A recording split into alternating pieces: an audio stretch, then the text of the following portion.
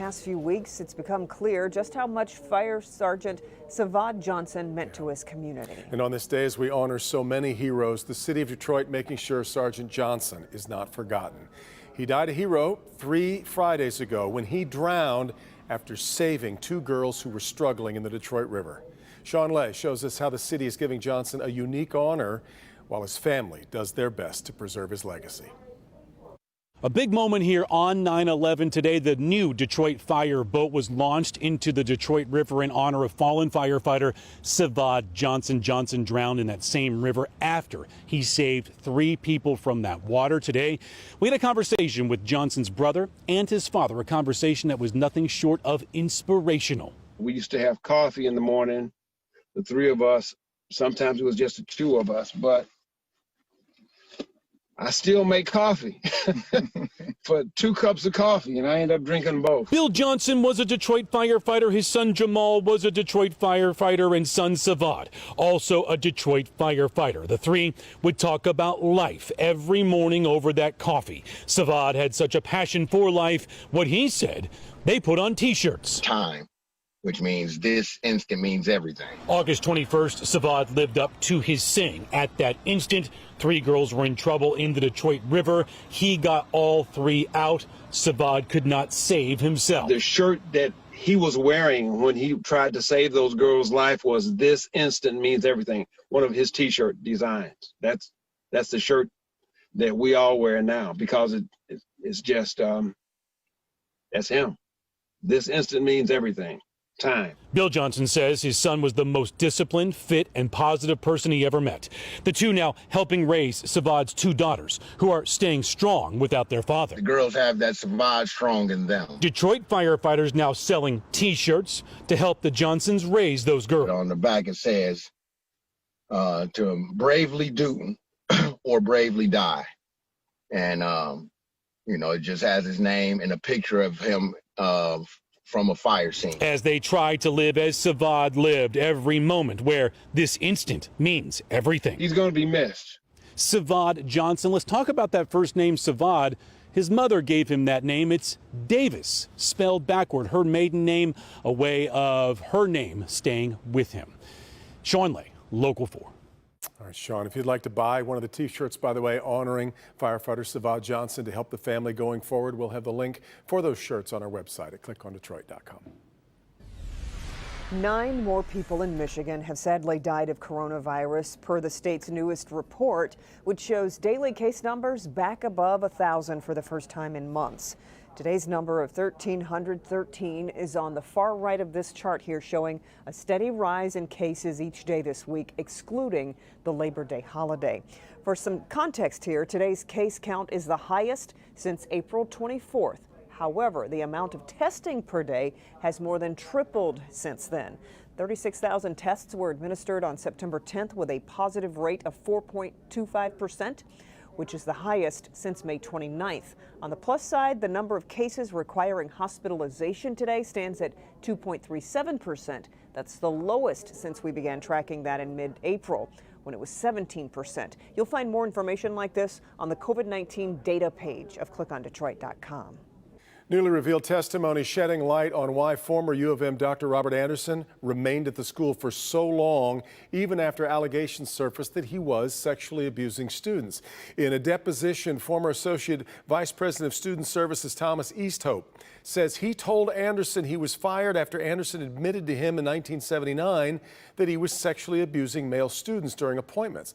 Easthope says he told his bosses but didn't notify any authorities. Easthope went on to say that Vice President Henry Johnson overturned the decision to fire Anderson and did so with the support of then Athletic Director Don Canham. Anderson remained at U of M for another 24 years until retiring in 2003. He, as you may know, passed away in 2008. The university is facing several lawsuits from former students who say Anderson abused them.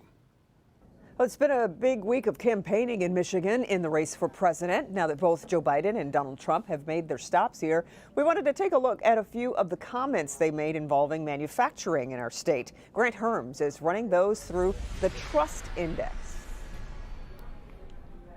The first one is a claim that the president said a few times that he added a lot of auto plants both here in Michigan and around the country.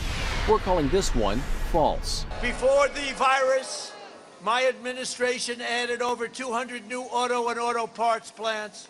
In 2007, how about 200? I didn't know that. The president has been making up the number of auto plants. So far in Michigan, only the Jeep plant in Detroit was created during his term here in Michigan, and several companies have said they would add employees, but no new factories. Next, we'll look at a pair of job claims from former Vice President Joe Biden. Our economy's down 4.7 million jobs since he took office. 4.7.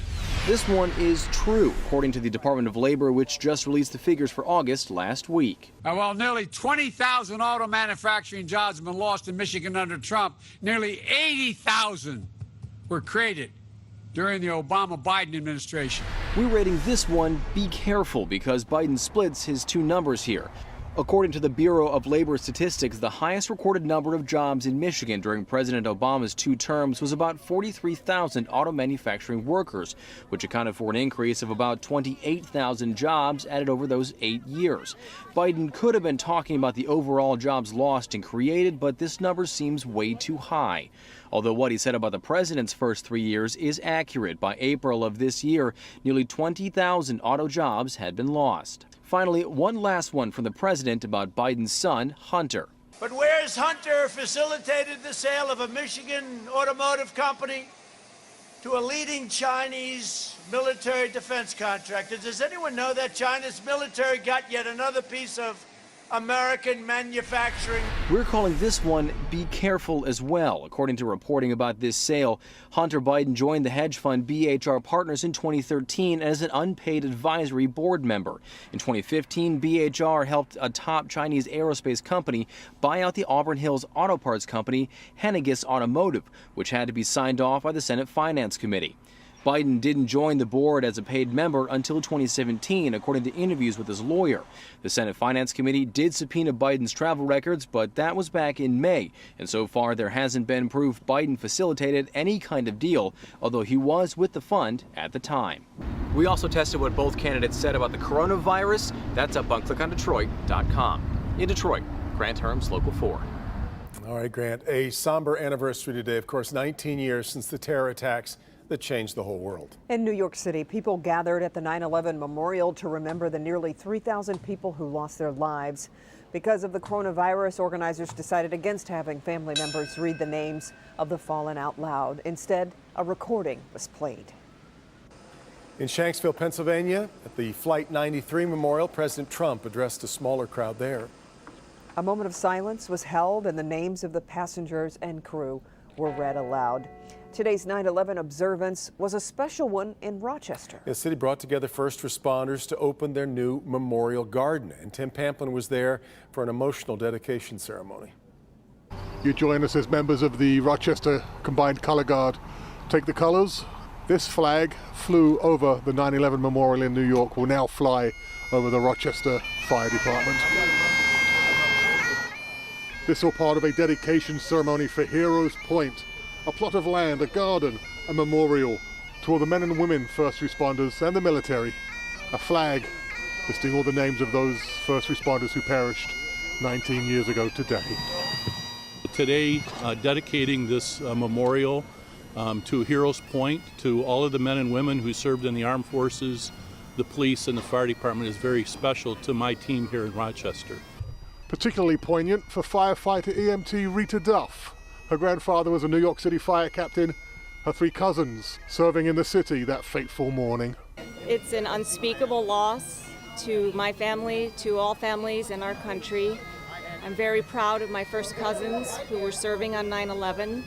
Her relatives survived 9/11, but oh so many did not. She holds a piece of steel from the North Tower. She hopes that this garden will be a place for reflection and maybe even inspiration. Maybe a measure of peace in their heart. And for others, I hope that they are inspired and called to service. And as the saying goes, never forget.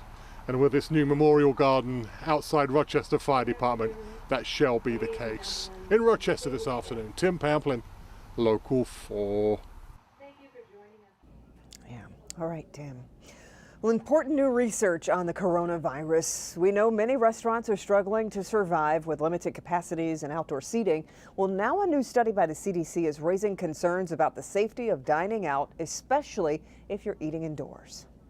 Restaurants hoping to rebound are bringing some customers back inside, but what are the real risks? New research from the CDC looked at hundreds of people with coronavirus symptoms and found those who tested positive were approximately twice as likely to have reported dining at a restaurant in the 2 weeks before they got sick.